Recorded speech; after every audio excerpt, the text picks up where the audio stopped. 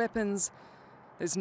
ইসলামপন্থী গোষ্ঠী হায়াত তাহরির আল শাম নেতৃত্বাধীন বাহিনীর আন্দোলনের মুখে গত ডিসেম্বরে বাশার আল আসাদের পতনের পর দেশটিতে আইনশৃঙ্খলা পরিস্থিতি নিয়ন্ত্রণে কঠিন চ্যালেঞ্জের মুখোমুখি হয়েছে সিরিয়ার নতুন কর্তৃপক্ষ। বর্তমানে দেশটির নিরাপত্তা বাহিনী সাবেক প্রেসিডেন্ট বাশার আল আসাদের অনুসারী আলাউইদ সম্প্রদায়ের সদস্যদের তীব্র হামলার মুখোমুখি হচ্ছে।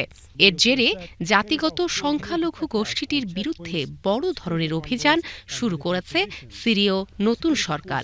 শনিবার Syrian observatory for human rights বলেছে, সিরিয়ার সরকারি নিরাপত্তা বাহিনী ও তাদের মিত্ররা পশ্চিম উপকূলীয় অঞ্চল ও লাতাকিয়ার পার্বত্য এলাকায় অভিযান চালিয়ে আলাউইদ সম্প্রদায়ের ৩৪০ জন বেসামরিক নাগরিককে হত্যা করেছে। নিরাপত্তা বাহিনী ও সরকারপন্থী যোদ্ধারা আলাউইদ সম্প্রদায়ের সদস্যদের মৃত্যুদণ্ড কার্যকর করার মতো হত্যা করেছে। এছাড়াও তাদের বাড়িঘর ও সম্পত্তি লুটপাট করা হয়েছে।